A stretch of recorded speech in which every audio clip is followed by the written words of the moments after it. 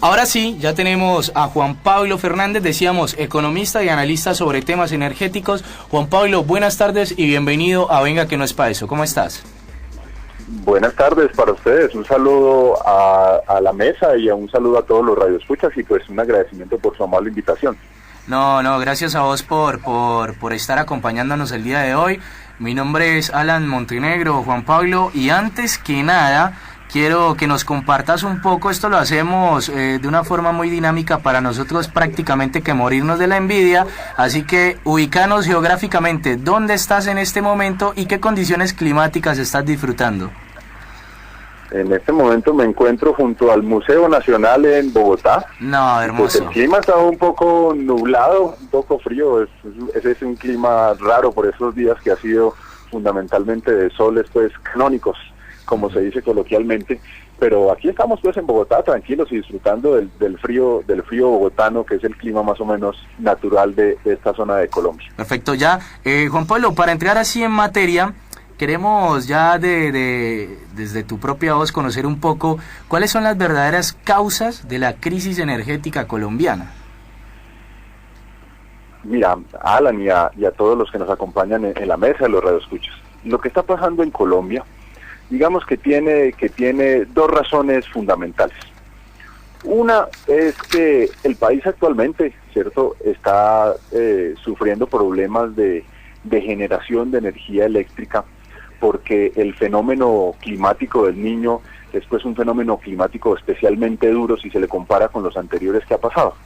Y esa situación de un fenómeno climático pues somete a un estrés todo el sistema de generación de energía eléctrica en Colombia, a raíz de que la principal fuente de generación de energía en el país es, para electricidad es la generación hidro, ¿cierto?, la generación a partir de agua. Digamos que ese es un hecho que está allí, que es un problema que sucede a países como Colombia, en los cuales el papel del agua es muy importante en la generación de energía eléctrica. Ese es el primer aspecto. Pero el segundo aspecto tiene que ver con que frente a esos riesgos del sistema, que es que por el fenómeno climático tú no puedas producir toda la energía que necesites a partir de agua, el país asumió un sistema, una política estatal, ¿cierto?, por parte del gobierno nacional, en el cual la confiabilidad del sistema, digamos, esa reserva que tiene que existir para que en momentos de problemas se genere la energía suficiente, esa confiabilidad y esos riesgos se los entregó, ¿cierto?, se los entregó fundamentalmente a especuladores, ¿cierto? Se lo entregó al mundo de especulación, y a través de esa decisión de entregar al mundo de la especulación decidió que esa confiabilidad se le entregara a agentes privados que en últimas no terminaron asumiendo como era debido el problema de entrar a surtir la energía suficiente para poder sobrellevar esta situación. Ese es el problema, digamos, el problema de fondo. Es un problema de un lado climático, pero que frente a ese problema, que es una situación que está allí, frente a ese riesgo, la decisión del Estado colombiano es no asumir una decisión de que esto fuera responsabilidad del Estado a través de la generación, sino entregársela a unos privados, fundamentalmente ellos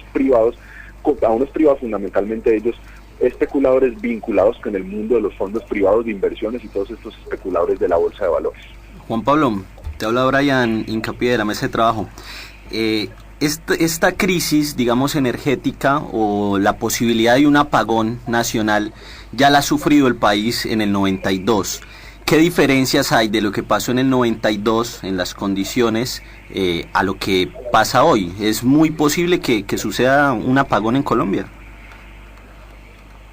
Lo que está sucediendo es que hoy en el país, digamos, en la dimensión de lo que se dio en 1992, no existe un apagón de esa dimensión, pero ya hay apagón, en el sentido de que hay zonas a las cuales no se les está pudiendo atender la demanda de energía, y a lo largo del día están sufriendo cortes.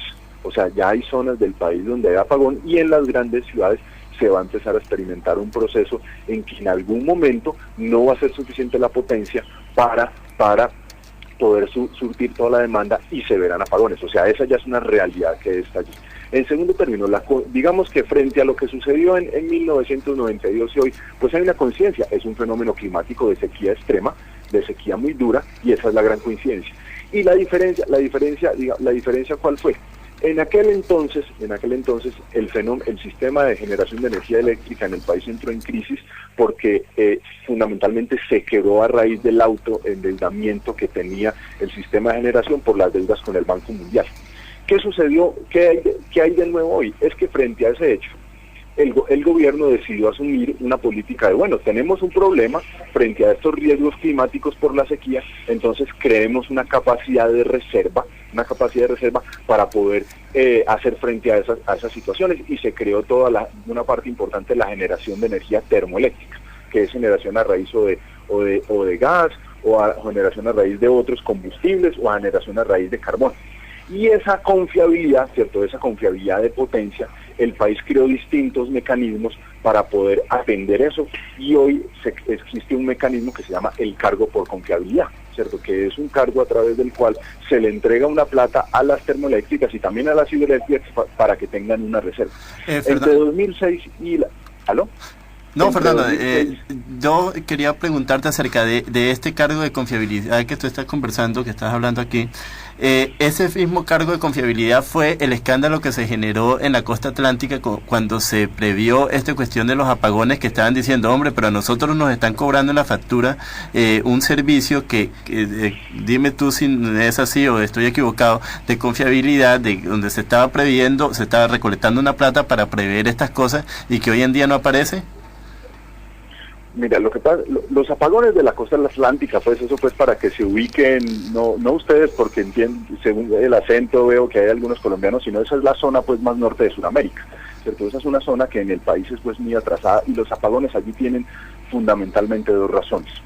Unos que son los apagones tradicionales, porque el servicio de la costa atlántica aquí en Colombia lo presta la distribución, la comercialización final de la costa atlántica de la energía eléctrica, es decir, hasta el hogar, lo presta una compañía que se llama Electricaribe, que es propiedad de Gas Natural Fenosa, que es una multinacional propiedad del Grupo Caixa, que es un grupo financiero de Repsol, ambos españoles, y de la empresa estatal de generación de energía eléctrica de Italia.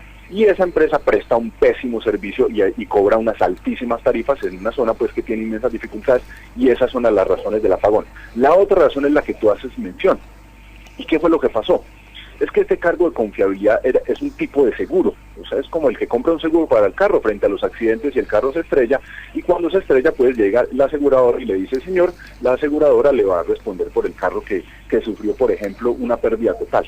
Y ese cargo los colombianos lo pagamos a partir de 2006. Antes existía otro mecanismo, ¿cierto? Pero quedémonos en este mecanismo que se llama el cargo por confiabilidad. Los colombianos pagamos 8.000 millones de dólares entre 2006 y 2015 por ese cargo por confiabilidad, un seguro. Y cuando entró la situación de estrés hídrico del fenómeno de la sequía, la parte relacionada con las generadoras termo, recordemos que aquí se genera energía a partir de agua y energía a partir de combustibles fósiles. La parte de las generadoras, ¿cierto?, de los combustibles fósiles, expresado en unas compañías, ellas dijeron, hombre, el cargo por confiabilidad, como se diría coloquialmente aquí en Colombia, nos lo gastamos en dulces, nos lo gastamos en mecato, y en el momento en el cual se tenía que hacer efectiva la póliza del seguro, ellos no respondieron y dejaron tiradas las empresas, y efectivamente dejaron tiradas unas empresas, Termocandelaria y otras termos, que eran propiedad, y este es un aspecto fundamental de esta discusión, eran propiedad de fondos privados de especulación. Y esos fondos privados de especulación dejaron tiradas las termos, y el gobierno nacional tuvo que tomar posesión y entrar a operar esas termos, que muchas de ellas siguen apagadas. Ese es el problema con esto del cargo por confiabilidad, en el cual ese seguro no resultó cubriendo los riesgos para los cuales había terminado siendo adquirido, y eso está en parte de los problemas, o en parte de la fundamental de los problemas por los cuales está pasando el problema, el sistema eléctrico de generación de energía eléctrica en el país, que no está pudiendo atender toda la demanda y está, digamos, ya desarrollando procesos de apagón centralizado en algunas zonas del país, y puede entrar en un apagón generalizado en algunos momentos de las horas del día, porque existe un problema de potencia y que no podrá atender toda la demanda que necesita el país a diario. Juan Pablo, con Pilar Quevedo de la Mesa de Trabajo, ¿cómo estás?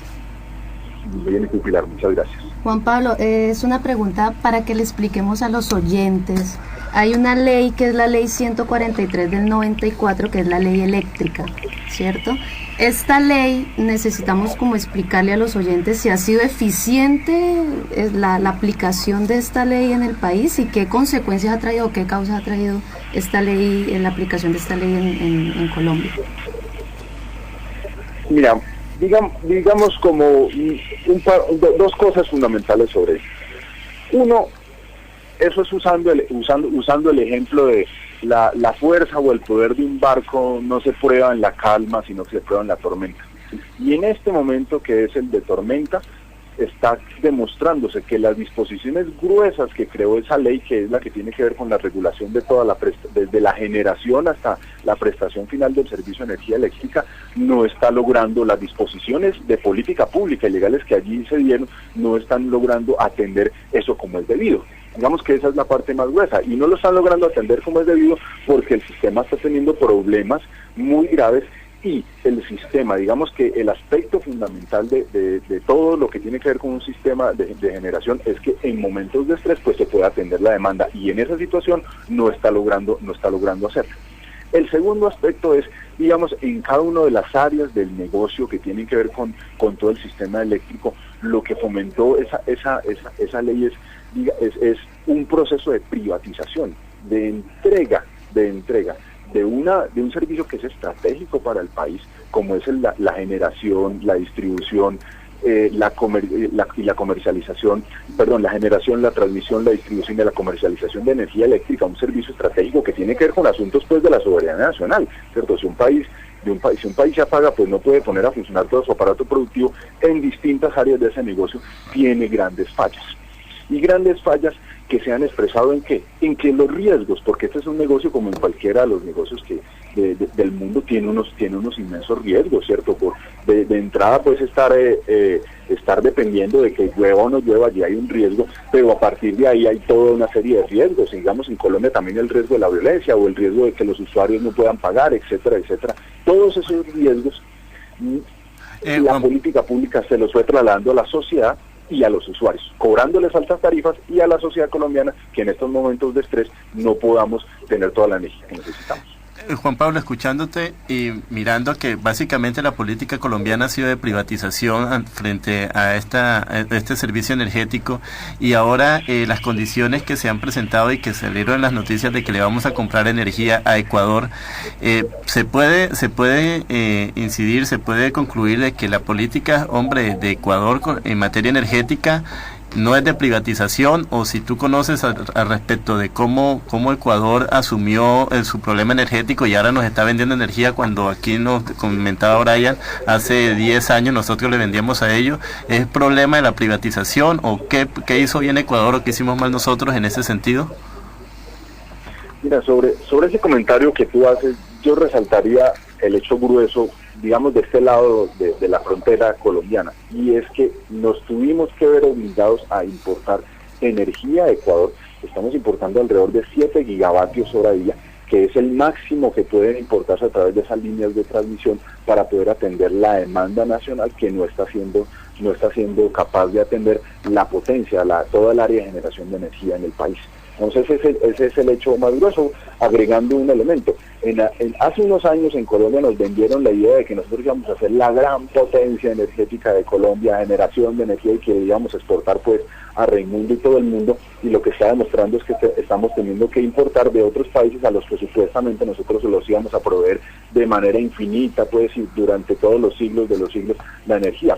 Ahora, ¿qué están haciendo, cierto? ¿Qué están haciendo en Ecuador? Lo que yo entiendo, sin ser experto en este tema de Ecuador, es que en una serie de áreas estratégicas, cierto, el Estado ecuatoriano, el gobierno ecuatoriano decidió resolver un problema, tomó la decisión política de resolver ese problema por la vía de garantizar el suministro de eso, y eso se vio en toda la infraestructura básica de carreteras, cierto, de generación de energía eléctrica, y pues allí están los resultados. Eso es lo que yo podría pues decir de manera gruesa, sin entrar en detalles, porque pues no soy experto en el tema, digamos, en general de la economía ecuatoriana, y en este caso particular de la infraestructura, pues conozco lo que sale y los análisis que salen sobre los medios de comunicación, pero quiero hacer pues énfasis que esas importaciones de Ecuador lo que demuestran en Colombia es que la política pública sí falló en su grueso y no pudo resolver el problema fundamental de atender la demanda total de energía en momentos cuando tenía que demostrar que sí era una política confiable.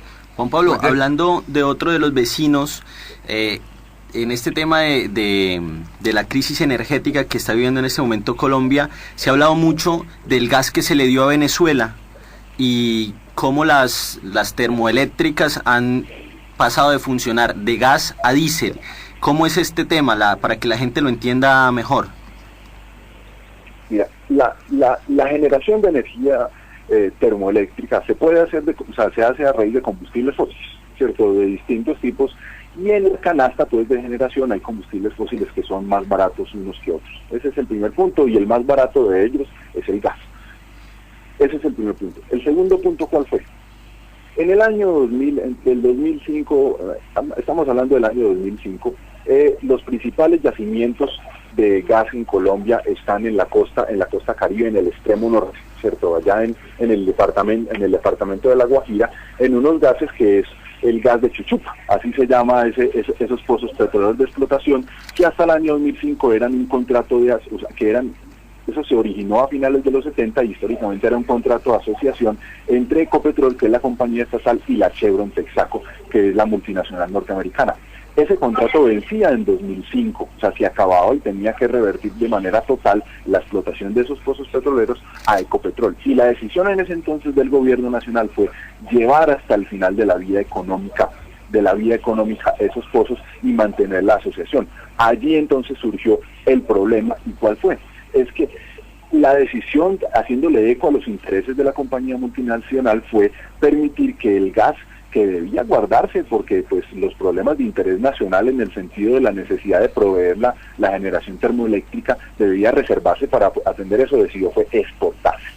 Y se exportó hacia Venezuela, digamos, con el siguiente acuerdo, y es que el gobierno nacional asumía unos riesgos, y es decir, hombre, yo le exporto gas a usted y usted después me va a exportar gas a mí. El gas que se exportó a Venezuela era para generar energía termoeléctrica. Y a la final, ¿qué pasó? Que los venezolanos por cualquier razón terminaron quedando mal, y el gobierno nacional terminó asumiendo esos riesgos. Y lo que sucedió fue que en términos internos en Colombia, las termoeléctricas no pudieron acceder al gas suficiente, que es el combustible más barato, y tuvieron que empezar a generar energía eléctrica con diésel y con otros combustibles que son mucho más costosos. Y eso llevó o empujó a la inviabilidad financiera de algunas empresas de ellas, que terminaron diciendo: nos quebramos porque la plata no nos da, en razón a que generamos con un combustible más costoso. La política pública del gobierno nacional de Juan Manuel Santos no atendió eso como era debido, se terminaron cerrando, y hoy estamos pues con los líos de la Madonna, a punto de entrar a un problema de apagón o de racionamiento de energía eléctrica en algunas zonas o en varias zonas del país, por esa mala decisión estratégica de haber decidido vender las reservas de gas cuando el país tenía que guardarlas, previendo problemas de riesgos y problemas climáticos que son pues naturales en estas zonas del país y que son pues súper conocidas en Colombia. Muy bien, Juan Pablo, te hablaba Carlos Aranzales de la mesa de trabajo. Frente a las medidas que tiene el gobierno nacional, está, por ejemplo, aumentar la oferta de gas, está aumentar la oferta en poner en funcionamiento nuevos proyectos de generación, por supuesto esto del ahorro y el buen uso de la energía. Frente a esas medidas, esos paliativos de ajustar también el mercado y aumentar la oferta térmica, ¿qué opinión te merece eso? ¿Eso realmente va a tener un buen desarrollo para que esta crisis se pueda resolver? ¿O como siempre son paños de agua tibia que no sirven para nada? Mira, yo diría al respecto dos cosas. Una es que aquí hay un problema de crisis de la política pública, que decidió privatizar la generación, haciendo que los riesgos que no querían asumir los privados, fueran transferidos a la sociedad colombiana en general y a todos los usuarios. Ese es el problema de fondo, el problema estructural de una política pública que falló. en el sentido de tomar esa decisión cuando era una decisión por completo inconveniente. Hay ejemplos, pues miles a lo largo de muchos países del mundo que demuestran que estos asuntos de la generación de energía eléctrica no deben entregársele de manera completa a privados, sino que el Estado, y en este caso a extranjeros y fondos privados de especulación, sino que el Estado tiene que asumir de frente estas decisiones y estos controles. Y en segundo término, sí, están diciendo que van a aumentar la oferta térmica y una serie de cosas, pero ¿qué es lo que pasa? Hoy el sistema colombiano está sometido a un estrés porque las máquinas, en el caso de las termoeléctricas, están funcionando a full y los problemas que se están dando de salida de parte de las generadoras de termoeléctricas o de parte de las, digamos, de todo el aparato industrial en una generadora en específico, es más o menos lo que le pasa a un carro cuando es sometido a altas velocidades durante larguísimo tiempo, que llega a un punto en el que empieza a fallar. Está sucediendo ese problema. Y en el caso de las hidroeléctricas, es que los niveles de embalse en Colombia están alrededor del 30%.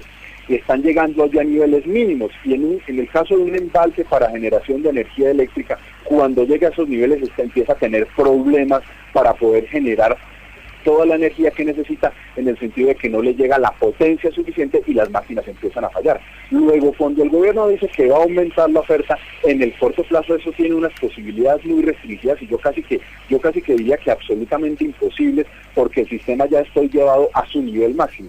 Y lo de la demanda, sí, podrá tener pues algunos paliativos frente a demanda, pero eso tiene grandes limitantes, y yo lo pondría con este ejemplo. Un ser humano, ¿cierto?, necesita una cantidad de energía, de calor, de calorías mínimas al diario, que son más o menos 2.600 para poder funcionar. Si usted le da menos de eso, el ser humano empieza a tener problemas. Lo mismo sucede con la demanda. Hay un nivel de demanda mínimo por debajo del cual no se puede bajar, porque pues tiene que funcionar las máquinas, los vehículos, la gente tiene que cocinar, tiene que encender su televisor, etcétera, etcétera. Luego esas medidas tienen grandes limitantes. En este sentido, ojalá, ¿cierto? Y en esto yo diría, ojalá yo me equivoque, que frente a los problemas que se están dando no hubiera apagón, pero todo nos está indicando que es que en el fondo hay una mala decisión de política pública, y esa mala decisión de política pública en cabeza del gobierno de Juan Manuel Santos hoy y en los gobiernos anteriores, lo que llevó es que en estos momentos de estrés el sistema no lograra responder todo lo que debía responder. Luego el barco que nos dijeron que iba a ser el mejor barco para los tiempos de la tormenta, lo que nos demostró es que es un barquito que no aguantó un aguacero, y que cuando llegó el aguacero o un oleaje medio fuerte empezó a tener inmensos problemas, hasta con riesgos de poder colapsar y de hundirse. Juan Pablo, ya que estamos sincerándonos un poco sobre toda esta situación, ¿te animás a hablar o a darnos a conocer un poco con nombre y apellidos cuáles son esos especuladores a los cuales se les está cediendo toda la situación energética del país? Pues esos son una serie de nombres. Por ejemplo, en el caso de las termoeléctricas, ese negocio pasó por varios fondos de especulación. Uno de ellos fue aquí un fondo colombiano que se llama Tribeca, que estuvo muy vinculados con el peor escándalo financiero de la historia de Colombia, que es el escándalo de un fondo que se llamaba Interbolsa, ¿cierto? Ese fue uno de los fondos que después terminó inmiscuido o relacionado con otro fondo que se llama CCL, que es un fondo de inversión chileno, que fue el propietario de una generadora aquí que se llama Termoeléctrica. Y recientemente el escándalo pues más grave de esto fue la venta de Isagen, que es una de las principales generadoras hidroeléctricas del país, a un fondo de especulación de origen canadiense que se llama Brookfield, ¿cierto? Un fondo que lo califican los analistas de la Bolsa de Valores de los Estados Unidos como una caja negra imposible de analizar. Luego, digamos, son todos estos mundos de estos que llaman buitres de los especuladores financieros, que se terminaron tomando una parte importante del sistema de generación de energía eléctrica, hicieron, aquí se dice coloquialmente, ochas y panochas, y a la hora de la verdad, cuando debían entrar a operar y probarse de verdad esta situación, nos dejaron colgados de la brocha. Es decir, que estamos teniendo como amigos a los peores niños del barrio, como diría la mamá. No se junte con esas malas amistades. Me excusas, no te oí bien la pregunta. Decía Juan Pablo, ya para cerrar, que en definitiva nos estamos juntando con los peores amiguitos del barrio, como dirían los papás. Pues podría, o sea, yo no tengo una cosa, y quiero aclarar eso, en contra del mundo de los inversionistas privados, pero aquí lo que estamos es frente a unos inversionistas especuladores que su objetivo no es generar, ¿cierto? Generar energía eléctrica o hacer que ese sistema funcione bien, sino es cómo se obtienen rentas para sacarlas. Pero aquí el centro de la discusión no es que los especuladores actúen como actúen, ¿cierto? O que digamos que los lobos actúen como lobos, porque esa es parte de su naturaleza. Aquí la discusión central es cómo el gobierno, ¿cierto? Los gobiernos de Colombia diseñaron una política pública y aplicaron una política para permitir que eso sucediera. Y facilitaron y dieron todos los medios posibles, habidos y por haber, para que esa situación se diera en el país al entregar el sistema, y luego con esa política pues se terminaron tratando los problemas. Entonces, sí, esos fondos de especulación tienen una gran responsabilidad, pero el principal responsable es la decisión política en cabeza de los dirigentes del Estado, que determinaron que las cosas y toda la política pública se armara como se armó y terminaran sucediendo las cosas que están sucediendo, que en un país serio ya hubiera llevado a que rodaran cabezas de funcionarios públicos, pero aquí en Colombia ninguno de los funcionarios públicos ha tomado la decisión de asumir la responsabilidad política, empezando por el presidente, sino simplemente ocultar, darle largas y evitar que el país conozca la realidad sobre esta situación y que las cosas sigan andando, pasar el aguacero y seguirle entregando la generación y todo el sistema eléctrico en Colombia a personas cuyo interés no es permitir que esto funcione bien, sino mirar a ver cómo sacan rentas una y otra vez. Bien, Juan Pablo, ya para finalizar, sí, a modo de despedida y brevemente, ¿qué le querés decir a esos colombianos que en este momento te escuchan y que van a ser en últimas las víctimas de esas medidas de choque que toma el gobierno colombiano cuando cede las necesidades del país al pueblo? ¿Qué le querés decir a esas personas que te están escuchando en este momento? Yo llamaría la atención sobre la situación tan grave que está sucediendo, y que en este sentido el país necesita hacer una profunda reflexión sobre este modelo de políticas que en la práctica, así nos digan y nos pinten pajaritos de oros, en la realidad terminan causándole graves daños a la población en general, no solo a los usuarios, en este caso de servicios, los de la vivienda, el ama de casa, el muchacho, los jóvenes, los padres, etcétera, etcétera, sino también al empresariado, porque no le da confiabilidad a todo el empresariado industrial, al del agro, al del comercio, al de las panaderías, no le da confiabilidad para poder desarrollar su negocio. Luego, yo llamaría pues a que se haga una profunda reflexión y a que se mire de fondo cuáles son los problemas y de cómo esta política, este modelo económico que llaman de libre comercio, el neoliberalismo, no está permitiendo que el país resuelva sus problemas, sino que lo está hundiendo más duro en esos problemas. Luego, aquí se tiene que hacerse una reflexión sobre si esa política es conveniente o no, y si el país debe continuar dándole su voto de confianza a quienes son los agentes de esta política, y que después de esa reflexión tranquila pues se haga una evaluación. Yo creo que es diciendo, en conclusión, no dándole el voto de confianza a esas personas, sino diciendo, hombre, aquí lo que hay que hacer es, además de hacer una lucha política y criticar, hay que hacer un esfuerzo tremendo porque no sigan gobernando a países como Colombia personajes de los partidos tradicionales que son los que agencian y aplican este tipo de políticas que son por completo inconvenientes a mi juicio para el desarrollo nacional y para que todos los distintos sectores de la población prosperen como deberían prosperar. Bien, Juan Pablo, muchísimas gracias por acompañarnos, por aclararnos de esta forma el panorama de la crisis colombiana, y como siempre los micrófonos de Venga Que No Es Pa' Eso están abiertos para cuando lo desees. Muchas gracias por su invitación y pues un saludo de nuevo a ustedes y un saludo a todos sus radioescuchas desde aquí, desde la fría Bogotá y desde Colombia. Muchas gracias. Muchas gracias. Bien, era Juan Pablo Fernández, economista y analista sobre temas energéticos. Vamos a un pequeño corte comercial y ya regresamos a dar las impresiones sobre esta entrevista. Ya regresamos. Radio Sur 88.3